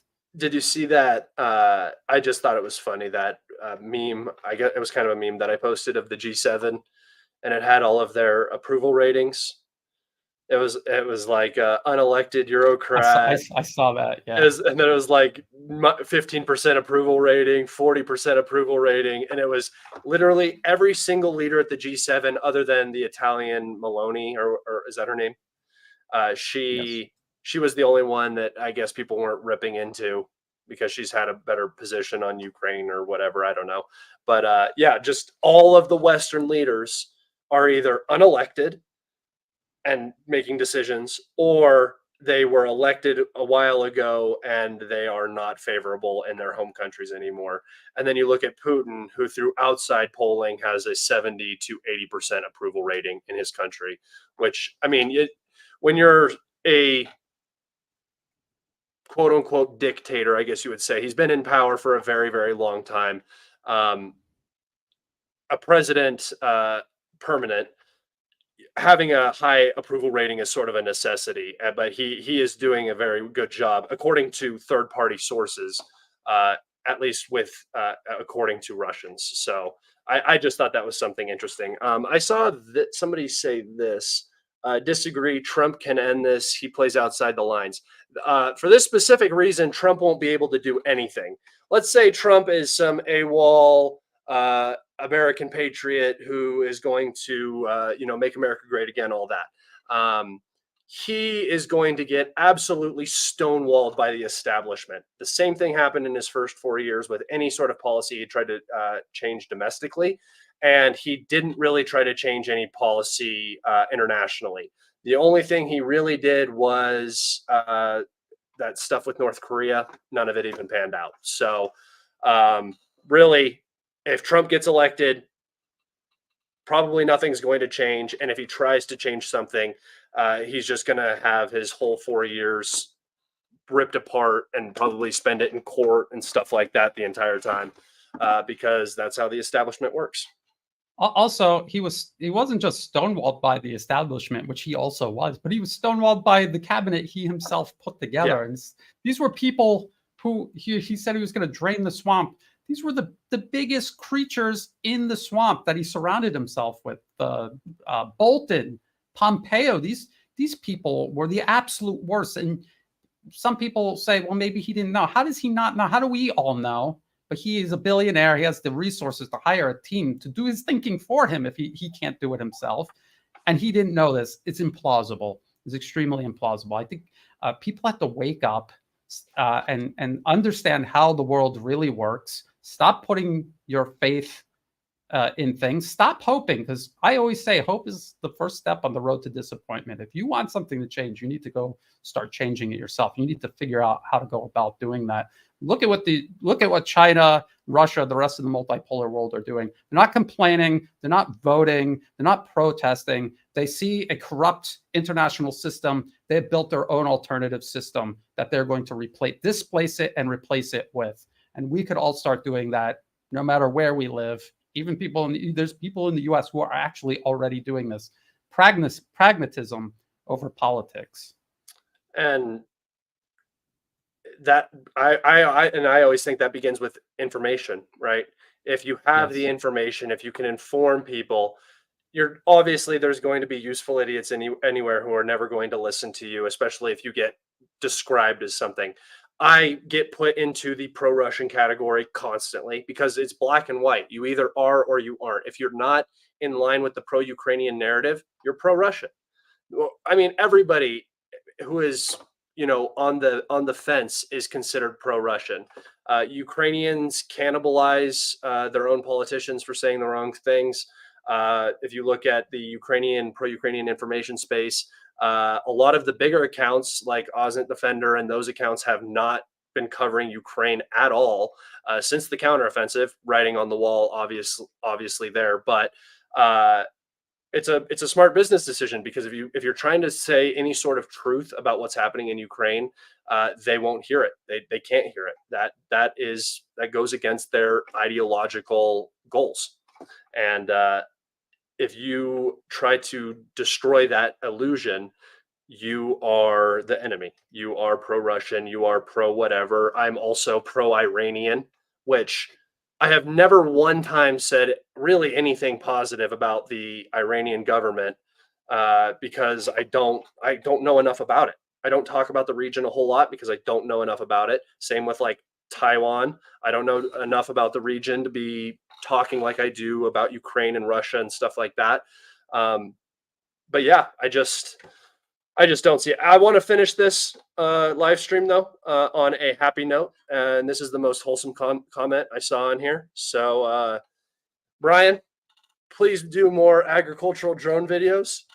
That sounds like an action-packed thrill ride adventure of a video. Probably his best video he's done to date is the agricultural drone videos. But it's crazy how people really like all the stuff you're doing. I see it all the time. People talk about it and they want more. And I know that you're doing your thing right now, so keep doing your thing, but the people want it. Thank you, Brian. Solid analysis. There we go. We'll end it with that one. Thank you, Brian, so much for coming on today. Everybody, go check out Brian on the new Atlas. If you are here because of Brian, thank you so much for coming in and listening. I hope you enjoyed the show. Thank you for all of my normal followers for being here. You guys are awesome. You make the world go around. Thank you for all your super chats, your questions, your comments, your viewership. It means so much to me. I'm sure it means a lot to Brian. Brian, anything to say? Go ahead. It's all yours. Well, thank you for having me on. Thank you, everyone who tuned in or who are watching this after the live stream. And yes, I will. I mean, I don't like doing geopolitics. I would rather just do videos about agricultural drones. And I'm an industrial designer by trade that I really love doing. But I just feel like getting this information out is extremely important. And that's what I've been focusing on. That's why I'm not really doing interviews, because interviews, live streams take up a lot of extra time that I could just use to do research. And I'm a one-man show. Contrary to popular belief, I'm not a part of a Kremlin team. And you don't have a whole team over there? Yeah. Like in an office complex like these NED-funded fronts here do. Wouldn't it be nice, somehow though? Still, yeah, it would be nice. It would be nice to have like some, a team. And I could get so much done, but I think what comes with that though is you don't really actually get to do what you want to do because everybody tells you what you have to say.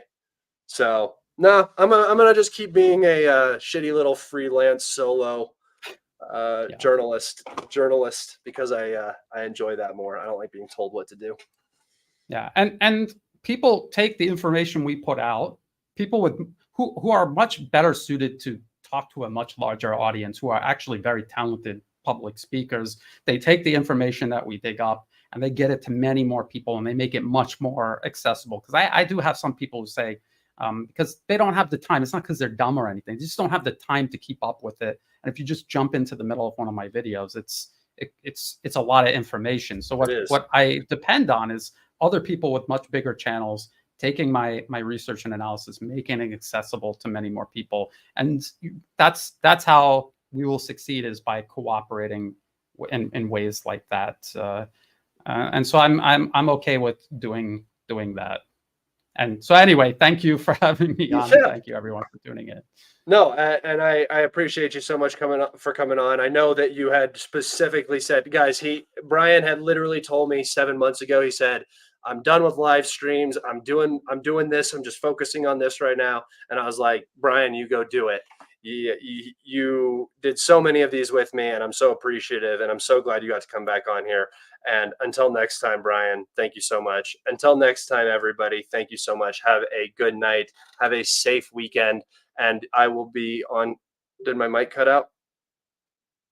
Did my mic cut No, you're out? still there. Oh, You're okay, still okay, there. okay. My computer just beeped at me. I will be on here tomorrow for my live stream midday, and be on the lookout for my demonetized episode coming out on Patreon also tomorrow. Brian, do you have anything coming out anytime soon?